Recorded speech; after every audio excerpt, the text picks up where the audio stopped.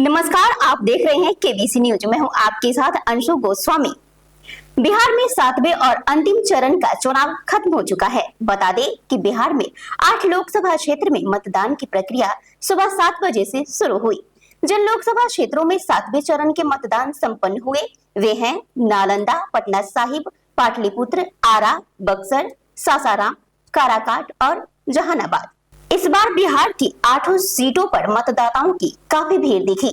इन बूथों पर लोगों की भीड़ बनी रही, खास करके महिलाओं की तादाद भी अच्छी खासी दिखी।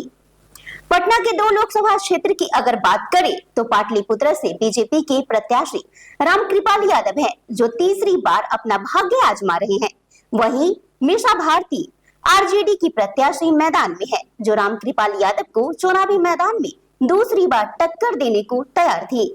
वहीं पटना के दूसरे लोकसभा क्षेत्र की अगर बात करें तो वो है पटना साहिब का, जहां से बीजेपी की प्रत्याशी रविशंकर प्रसाद मैदान में तीसरी बार खड़े हैं और रविशंकर प्रसाद को टक्कर देने के लिए इस बार कांग्रेस ने अंशुल अभिजीत को खड़ा किया है, जो कि अपनी जीत को लेकर जी जान लगाए हुए हैं। अब देखना ये होगा कि पटना की जनता का किसको कितना जनमत मिलता है।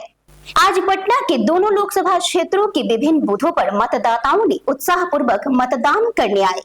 पटना के बूथों का जायजा लिया पटना ब्यूरो अमलेश आनंद ने। नमस्कार, आप देख रहे हैं केबीसी न्यूज़। मैं हूं अमलेश आनंद। आज लोकसभा चुनाव 2024 का अंतिम चरण का मतदान हो रहा है और मैं अभी मौजूद हूं पटना के एएन कॉलेज में।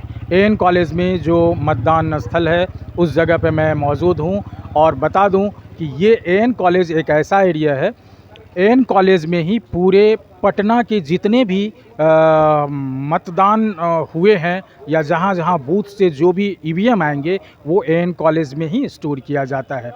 तो मैं बताना चाहूँगा कि आज सुबह के देख सकते हैं कि 8 बज रहे हैं और इस समय जो मतदाताओं की भीड़ है वो बहुत अच्छी है। ये अच्छा खासा भीड़ दिख रहा है और ये सकारात्मक पहलू कह सकते हैं कि इस भीड़ को लेकर कि मतदाता निकल के घर से निकल के बाहर आ रहे हैं, मतदान केंद्रों तक आ रहे हैं। आज मौसम भी साथ दे रहा है, मौसम भी बहुत अच्छा है और हम आज जानने की कोशिश करते हैं कि लोग यहाँ मतदान देने के लिए आए हैं। आज अंतिम चरण का मतदान है और पटना के लोग क्या चाहते हैं, किस मुद्दे को लेकर के उन्होंने अपना वोट कास्ट किया है। सर, क्या लगता है इस बार, चूंकि आप तो बहुत दिन से वोटिंग करते आ रहे होंगे और मैं ये जानने की कोशिश कर रहा हूँ कि जो 90 के दशक का जो स्थिति था बूथों पर, क्या उसमें और आज के सिनेरियोज में परिवर्तन लग रहा है? काफ़ी परिवर्तन है और हर तरह से इसमें लोगों का, गवर्नमेंट का भी सपोर्ट है। अभी आप देख रहे हैं ये पंडाल उंडाल बना हुआ है जिसमें कोई ये सहूलियत पहले नहीं हुआ करती थी, तो सहूलियतें तो काफ़ी है और ये होनी भी चाहिए क्योंकि अगर शांतिपूर्ण है इस बार, काफ़ी शांतिपूर्ण भी है ऑफ कोर्स। अच्छा तो, सर, आप वोट करके निकले हैं, मैडम भी है साथ में सवेरे सवेरे, क्या चाहते हैं देश में जो प्रधानमंत्री का चुनाव कर रहे हैं आप लोग, किस मुद्दे पे चुनाव करेंगे? देखिए, मुद्दे तो वही होते हैं, ये कल भी थे, आज भी हैं और कल भी रहेंगे। कुछ मुद्दे जो होते हैं अस्थाई, माने स्थानीय इमीडिएट इम्प्रूवमेंट होते हैं। कुछ मुद्दे जो होते हैं जो कल भी हुए, जैसे बेरोजगारी, महंगाई, ये सब तो कल भी था, आज भी है और कल भी रहेगा। हर गवर्नमेंट को इस पे काम करने की आवश्यकता है।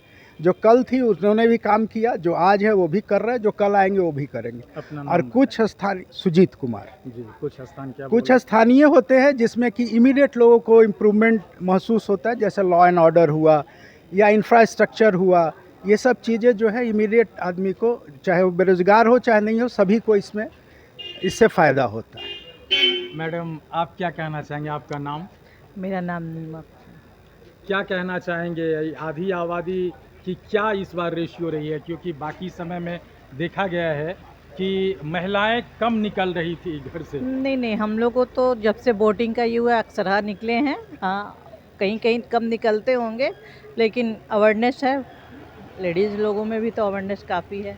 आपके ऊपर मैडम बहुत जिम्मेदारी रहती है खर्च को लेकर के, तो आपका क्या इस बार मंशा है, क्या चाहते हैं कि देश की सरकार हो तो क्या करे, क्या मुद्दा रखें खास तौर पे? महंगाई तो सबको कंट्रोल में चाहते ही हैं, लेकिन सारे चीज़ों को देखते हुए सब पाटलिपुत्रा गोलंबर का ये एरिया है और ये रविशंकर प्रसाद का पटना साहिब लोकसभा क्षेत्र माना जाता है और यहाँ से जो वोटर निकल रहे हैं शांतिपूर्ण मतदान हो रही है। आइए हम जानते हैं कि इस बार जो वोटिंग का मुद्दा है वो क्या है लोगों के। अपना नाम बताइए। मेरा नाम हरिश्चंद्र राय है और बहुत शांतिपूर्ण मतदान हो रहा है और हम लोग तो राष्ट्रवाद और विकास के मुद्दे पर वोटिंग किए हैं। ये मेरा मुद्दा शुरू से ही रहा है और लगता है कि यही मुद्दा सबसे सर्वोपरि मुद्दा है। बेरोजगारी मुद्दा है लेकिन उतनी बड़ी मुद्दा नहीं। खास मुद्दा महिलाओं का क्या रहता है इस बार, क्या है मुद्दा? हाँ महिलाओं का हाँ, मोदी जी तो सब महिलाओं लोग के लिए ही कर रहे हैं। मोदी जी तो चेहरा हो गए, प्रधानमंत्री का चेहरा हो गए, हाँ। लेकिन मोदी जी को अगर आप वोट दे रहे हैं हम तो तो क्यों दे रहे हैं? भक्त हैं, उनके बारे में कुछ कहना ही नहीं है। पूरा सपोर्ट है मेरा उनके तरफ, वोट दिए हैं। 90 के दशक में जिस तरह से बूथ पे लोग जाने से कतराते थे, डरते थे, घबराते थे, 2024 के दशक में क्या फर्क नजर आ रहा है? फर्क तो है कि पहले से बहुत ही ज़्यादा फर्क दिखाई दे रहा है और इसका आपको हमको लगता है कि 5 वर्ष के बाद और दिखाई देगा और शांतिपूर्ण होगा, शांतिपूर्ण होगा और विकास चरम पर होगा। विकास चरम पे होगा। चरम पर होगा। तो आपके नज़र में प्रधानमंत्री का चेहरा? अरे प्रधानमंत्री नहीं, वो नारायण का अवतार है नरेंद्र मोदी, इससे बड़ा आप क्या कह सकते हैं। आप अपना नाम बताइए। मेरा नाम हिमांशु शर्मा है। क्या लगता है सर इस बार देश के किस मुद्दे पे आपने वोटिंग किया होगा? जो देश को विकास करेगा, जो देश के लिए सोचेगा, जो देश का सपना देखेगा, उसी के लिए करना है विकास, उसी के लिए वोट देना है, चाहे कोई पार्टी हो। अभी तकरीबन आप 50 साल से वोटिंग कर रहे होंगे। बिल्कुल। 1990 के आसपास का और आज के 2024 में दोनों में बूथ पर क्या फर्क नजर आ रहा है? बहुत अच्छा है। अभी हम गए, मुश्किल से 2 सेकंड नहीं लगा और तुरंत चले आए। मैडम आपका नाम? सुषमा शर्मा। क्या लगता है इस बार आपने जो वोटिंग किया होगा वो क्या सोच के किया होगा? मोदी जीतेंगे। जो किए हैं वो अभी तक किसी ने नहीं किया है। इसका कोटि कोटि धन्यवाद उन्हीं को देना चाहता हूँ हम लोग। और आने वाले समय में भी हमारा देश सुरक्षित हो, समाज सुरक्षित हो, परिवार सुरक्षित हो, यही मेरा उनसे निवेदन है और वो कर भी रहे हैं। इसी के अपेक्षाकृत हमने उनका मतदान भी किया। नरेंद्र मोदी को वोट दिए हैं भाई, उन्हीं के उनका काम हमको पसंद है। हम उन्हीं के अपना प्रधानमंत्री चाहते हैं। एक बात बताइए, 90 के दशक में जो हालात थी वोटिंग बूथ पर, क्या वो हालात में परिवर्तन आज लग रहा है? परिवर्तन आज लग रहा है, तब तो आज दे रहे हैं। ये श्रेय किसको देंगे? मोदी जी को। मोदी जी जब से आए तब से हम देने लगे हैं वोट। क्या नाम है आपका बाबू? रीचा रंजन। रीचा रंजन, आपने इस बार पहली बार वोट गिरा है? जी। क्या अनुभव रहा? बहुत अच्छा। और अभी मोदी जी को जिताना है तो वोट तो देना ही होगा। ये मोदी जी के आप पहले से रट के आए थे क्या? जी नहीं, उनके माहौल बता रहा है। माहौल बता रहा है। और पहले का जो सरकार था उसका जो रिजल्ट रहा है, वो जो हम लोग अपने पेरेंट्स से जाने हैं, उसी के अनुसार हम लोग, और अभी जो विकास हो रहा है उसी को देख के वोट दे रहे हैं। अच्छा, आप स्टूडेंट हैं और आप स्टूडेंट के तौर पे क्या कहना चाहेंगे कि देश में जो एजुकेशन की तरक्की हुई है अथवा नहीं हुई है, क्या है आपका एनालिसिस? तरक्की हुई है और अभी कर रही है, और मोदी सरकार अभी बहुत सारी चीज़ों को और करेगी, ऐसा उम्मीद है। लेकिन बाकी जो इंडी गठबंधन है उससे तो कुछ उम्मीद नहीं है।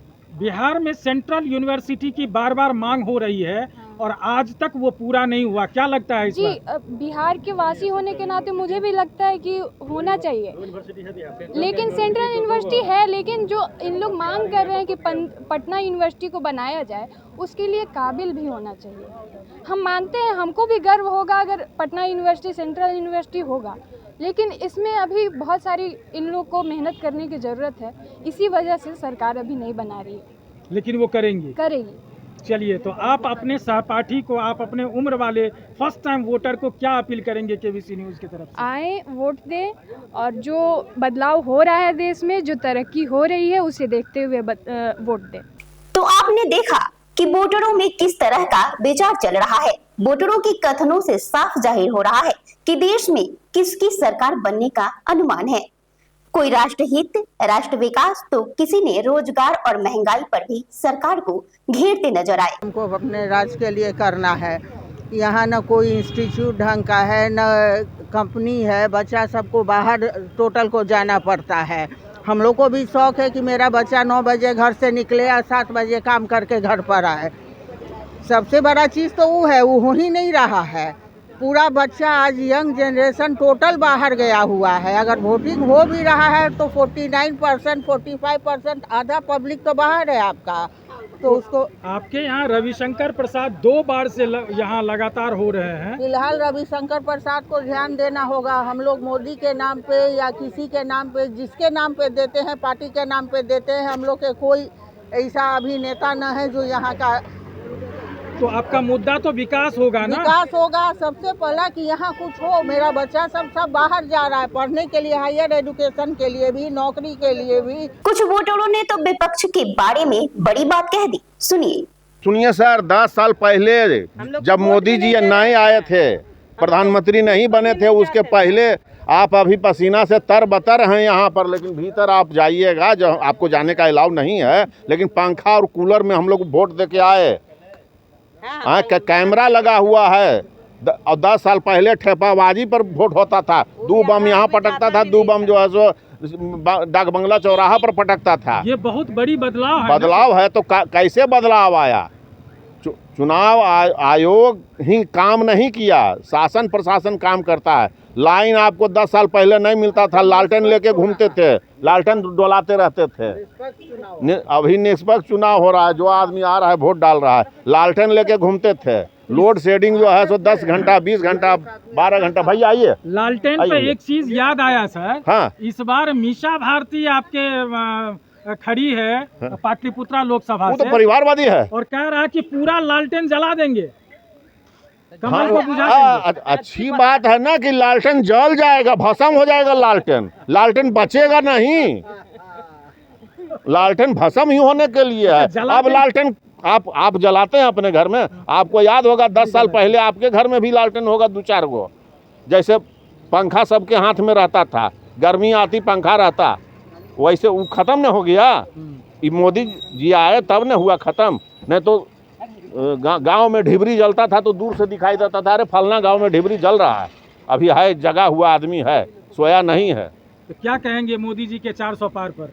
400 पार हो जाएगा पक्का? 425 उम्मीद है। नहीं, 425 हो पार हमको करना है पहले, लेकिन पक्का हो जाएगा पार। उसका कैलकुलेशन है, जितना उम्र राहुल जी का है उतना वोट से उतना सीट से ज़्यादा उनको नहीं आने जा रहा। अपना सीट बचा ले रायबरेली, वही उनके लिए बहुत बड़ा जो है सो उन्हें बचना है। ऐसे बचना नहीं है, निश्चित है। उसमें ब्रह्म वाक्य एकदम लिखाया हुआ है कि रायबरेली नहीं बचना है। अब नहीं, मियाँवादी पार्टी है तो उसके लिए छोड़ दीजिए, शुरू से। अब देश और बिहार की जनता को इंतजार है 4 जून का, जब देश भर से परिणाम सामने आए और उस दिन देश भर की जनता के लिए बस एक ही दिलचस्प समाचार होगा कि प्रधानमंत्री मोदी की कुर्सी सुरक्षित रहती है या उस देश के सिंहासन पर विपक्ष यानी कि महागठबंधन का आधिपत्य जमता है। देखते रहिए केबीसी न्यूज, एक कदम आगे।